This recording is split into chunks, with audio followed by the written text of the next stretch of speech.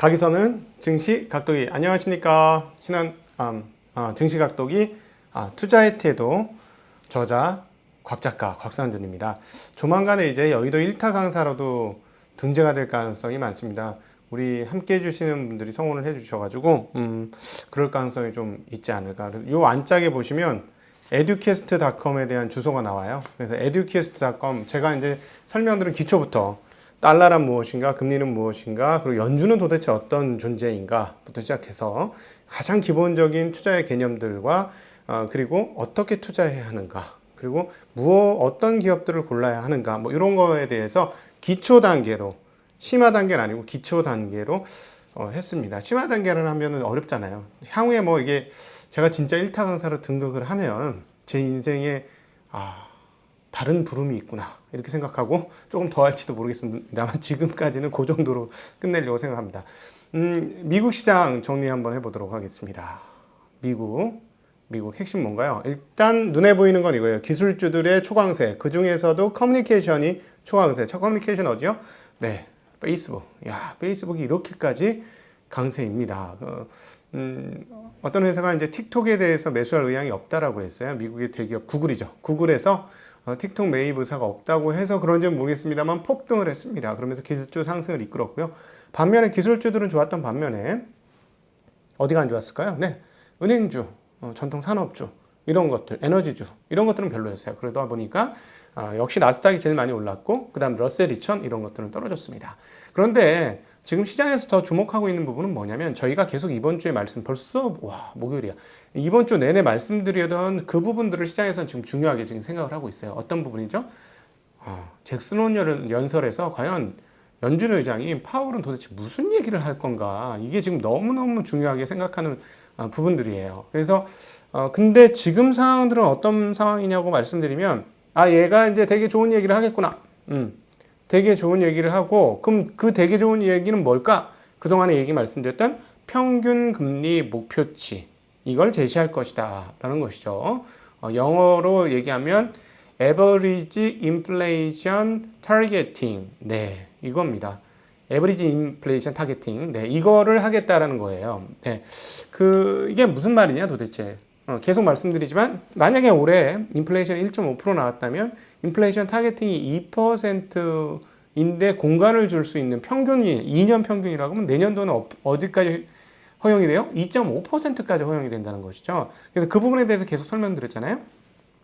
요즘에 스마트폰으로 대변되는 생산성 혁신과 그로 인한 온라인 유통망 형성과 그로 인한 공급 가격의 하락 이 공급 가격의 하락이 뭐의 요인이다? 디플레이 요인이다. 디플레이 요인인데 지금 디플레가 난리가 나고 있는 상황인데 0.5% 물가 올라가는 거를 더 용인해 준다. 이건 뭐예요? 막가라 이거죠. 그럼 무슨 말이냐면 시장에서는 그렇게 된다면 우와 이제는 저금리를 인플레이션 물가가 많이 올라도 저금리를 계속 가지고 가겠네. 그러면 저금리니까 우리 신나게 놀아봐야 되겠다 하는 거죠. 잔치판이 벌어졌는데 술이 끊임없이 들어와. 술과 안주가 끊임없이 들어와. 그러니까 얼마나 좋아요. 계속 먹고 마셔도 끝이 안 나. 게다가 주인장이 돈 다 내주겠다는 거죠. 얼마나 신나요. 네, 이런 상황이죠. 그러니까 이걸 어떻게 표현할 수 있냐. 정말로 그렇게 용인해주면 시장은 어떻게 된다? 이제 도치 단계로 넘어간다. 술에 취하게 된다라는 것이죠. 그런 단계로 넘어갈 수 있는데 만약 그렇게 얘기 안 하면 어떻게 할 건데 이것도 이제 투자자는 생각이다. 투자자는 항상 어떤 존재다? 경계의 존재다. 그래서 만약에 연준 의장이 평균 목표치는 고민은 하고 있는데 아직 결정된 사항은 없다. 이 정도만 얘기 주면 어떻게 될까요? 그 기대로 오른 만큼에 대해서는 조금 반납을 해야 되지 않을까요? 네, 그럴 수 있는 거예요. 여기에 대해서 에스터 조지 캔사스시티 연방준비은행 총재는 뭐라고 했냐면 CNBC와의 인터뷰에서 물가의 과열을 용인하는 방식을 지지하지 않는다라고 발언했어요. 그러니까 뭐냐면 이 발언을 잘 해석해 보면 무슨 얘기가 있냐면 물가 올라가는 거 그리고 타겟팅 2% 넘는 것까지도 괜찮지만 그렇다고 그걸 과열까지 용인하는 것은 연준이 취해야 할 태도는 아니야 라고 얘기하는 거죠. 근데 이제 시장은 항상 뭐죠? 시장은 욕망하는 존재 그리고 과열을 욕망하는 존재죠. 그러다 보니까 어떻게 돼요? 물가 과열도 용인해 줬으면 좋겠어. 그래서 시장이 과열로 달렸으면 좋겠어.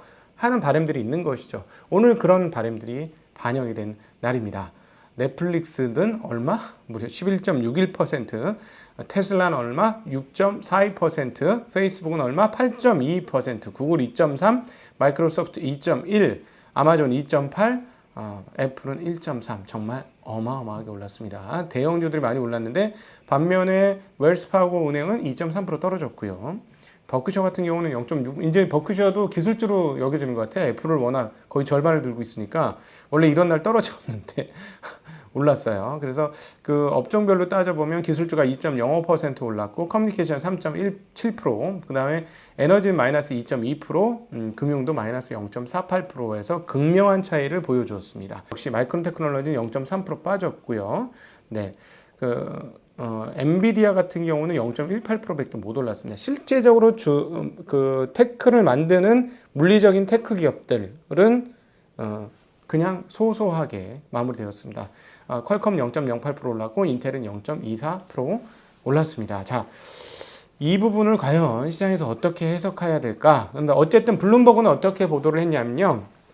블룸버그는 페드가 앞으로 5년간 제로금리를 유지하는 새 전략을 발표할 수 있다라고 보도를 하였습니다. 네, 보도를 하였습니다. 자, 이거 되게 중요하죠? 네, 되게 중요합니다. 이거 잘 기억하셨으면 좋겠고요.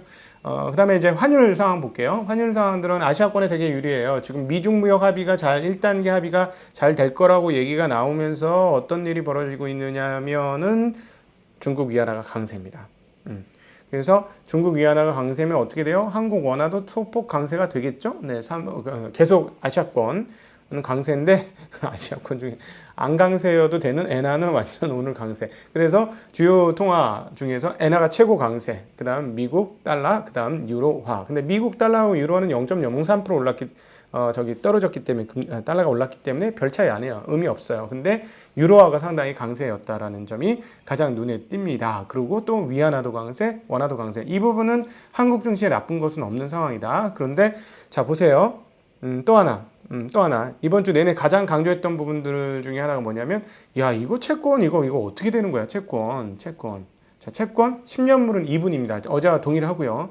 30년물은 1.0bp 올랐어요. 자 이번 주에 1,300억 달러 이상의 발행이 있죠. 이번에는 2년, 5년, 7년 주로 이제 10년 안짝의 물건들이 많이 발행이 되는데 그럼에도 불구하고 10년물 이상의 장기물에 이렇게 금리를 건드린다라는 것은 의미가 있다라는 말씀을 일단 유지합니다. 그래서 30년물이 이번에 1bp가 또 추가로 올랐어요. 그러니까 계속해서 금리가 오르는 방향으로 가요. 네. 그런데 이게 이제 재밌는 거죠. 금리가 살짝 오르면 달러는 강세여야 하는데 지금 그거의 관계는 지금 깨졌다. 이렇게 보여지는 거고 만약에 금리가 여기서 훨씬 더 올라가면 그 다음부터는 이제 오히려 투자자들이 채권으로 갈 수 있을 거예요. 근데 지금은 계속 금리가 약화되느냐, 금리가 올라가는 양상, 그러면 채권 가격은 약간씩 떨어지는 양상을 보여주니까 채권에 과연 공격적으로 갈 수 있을까? 그리고 워낙 많은 물량이 쏟아지고 있는 상황. 네, 이런 상황들을 따로 좀 구분해서 채권 시장을 보시면 좋겠는데 이렇게 되니 어떻게 돼요? 금값은 다시 올랐습니다. 많은 분들이 금값이 아니 내가 2,000불 이상에서는 그렇게 세게 얘기한 적이 없는데 왜 나한테 그 2,000불 깨지고 나서 전화를 해서 자꾸 물어보시는지 잘 모르겠네. 네. 전혀 모르는 분이 갑자기 전화를 하셔가지고 금값으로는 어떻게 하냐고 저한테 물어보시더라고요. 제가 좀 당황했어요. 네네, 좀 당황스럽더라고요.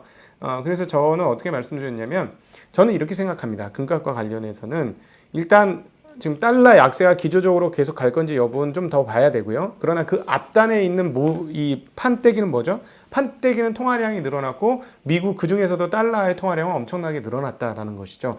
그렇다면 원자재 가격 입장에서 봤을 때 결국은 통화 가치 하락 가능성은 매우 높기 때문에 여기서 금값이 갑자기 훅 떨어진다? 그것까지는 또 예상하기가 제 생각엔 좀 어렵다. 그것까지는 아니다. 그래서 좋아서 따라잡지 마세요. 타이밍 좀 잡지 마시고 눈에 보이기에 좋은 거를 사지는 그렇게 하지 마세요. 그러면 꼭 이런 후폭풍이 와요. 그러니까 내가 정말 좋다라고 생각할 때 진짜 좋을 건지 한번 고민해 보세요. 왜냐하면 여러분이 잘못된 게 아니고 인간이 원래 그렇게 되도록 프로그래밍 되어 있어요. 인간이라는 존재는 원래 그렇게 프로그래밍 돼 있어요. 그래서 투자는 뭐다? 이런 인간의 한계를 돌파해서 내가 다른 인간으로 거듭날 수 있느냐. 그래서 제가 계속 말씀드리잖아요.